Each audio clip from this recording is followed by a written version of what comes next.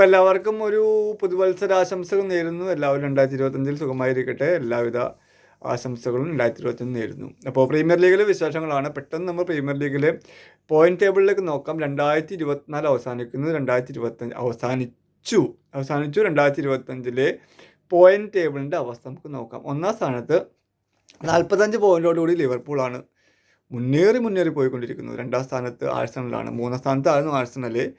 കഴിഞ്ഞ ദിവസം ആഴ്സണൽ ജയിച്ചു. അതങ്ങനെ ആഴ്സണൽ രണ്ടാം സ്ഥാനത്തെത്തി. അപ്പോൾ പുതുവത്സരത്തിൽ ആഴ്സണൽ രണ്ടാം സ്ഥാനത്തെത്തി. നോട്ടിംഗ്ഹാം ഫോറസ്റ്റ് ഒരു സ്ഥാനം താഴേക്ക് ഇറങ്ങി മൂന്നാം സ്ഥാനത്ത്. രണ്ടാം സ്ഥാനത്തായിരുന്നു മൂന്നാം സ്ഥാനത്ത്. അപ്പോൾ 39 പോയിൻ്റാണ് ആഴ്സണലിനുള്ളത് രണ്ടാം സ്ഥാനത്ത്. അപ്പോൾ 39 പോയിൻ്റുള്ള ആഴ്സണലും 45 പോയിൻ്റുള്ള ലിവർപൂളും ആ കൂടി 6 പോയിൻ്റിൻ്റെ വ്യത്യാസം മാത്രമേ ഉള്ളൂ 1-2 സ്ഥാനക്കാർ തമ്മിൽ.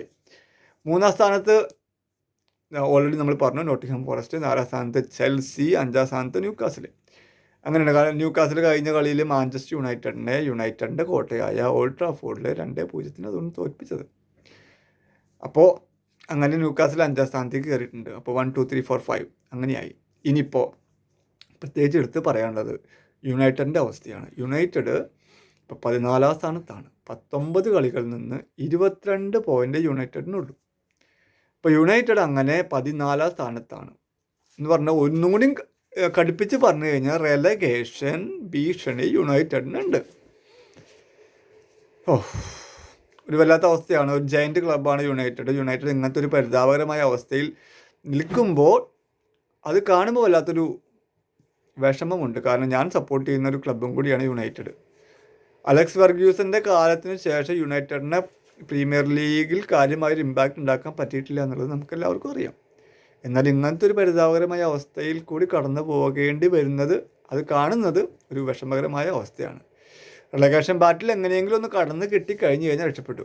പ്രത്യേകിച്ച് പറയാനുള്ളത് അടുത്ത കളി യുണൈറ്റഡ് വേഴ്സസ് ലിവർപൂൾ എന്ന് പറഞ്ഞാൽ ടേബിൾ ടോപ്പേഴ്സ് ആയിട്ടുള്ള ലിവർപൂളായിട്ടാണ് യുണൈറ്റഡിൻ്റെ അടുത്ത കളി. അതെവിടെ വെച്ചിട്ടാണ്? ആൻഫീൽഡിൽ വെച്ചിട്ട്, ലിവർപൂളിൻ്റെ കോട്ടയിൽ വെച്ചിട്ടാണ് അടുത്ത കളി. എന്താവോ അറ്റ്ലീസ്റ്റ് യുണൈറ്റഡിൻ്റെ എല്ലാം തോലെങ്കിലും തിരിച്ചു കിട്ടിയാൽ മതിയായിരുന്നു. ലിവർപൂളിന് ഹോമെന്നോ എവൊന്നും ഇല്ല. അവരടിച്ചിതാക്കുകയാണ്. ആർനെ സ്ലോട്ടിൻ്റെ കീഴിൽ അവർ മികച്ച പ്രകടനം കാഴ്ചവെച്ചുകൊണ്ടിരിക്കുന്നു. ക്ലോപ്പ് സെറ്റാക്കി കൊടുത്ത ടീമിനെ ആർനെ സ്ലോട്ട് മുന്നോട്ട് കൊണ്ടുപോകുന്നു. അത് വിജയകരമായിട്ട് ആർനെ സ്ലോട്ട് മുന്നോട്ട് കൊണ്ടുപോകുന്നുണ്ട്. പക്ഷേ യുണൈറ്റഡിൻ്റെ അവസ്ഥ നേരെ ഓപ്പോസിറ്റാണ്.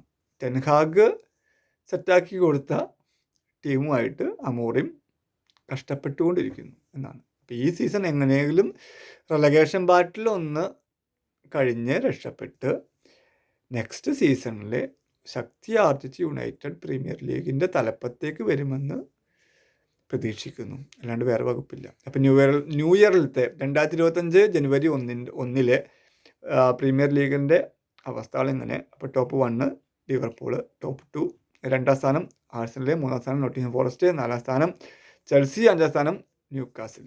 പിന്നെ ഞാൻ സപ്പോർട്ട് ചെയ്യുന്ന ടീം മാഞ്ചസ്റ്റർ യുണൈറ്റഡ് ആയ കാരണം കൊണ്ട് മാഞ്ചസ്റ്റർ യുണൈറ്റഡ് 14ാം സ്ഥാനത്താണ്.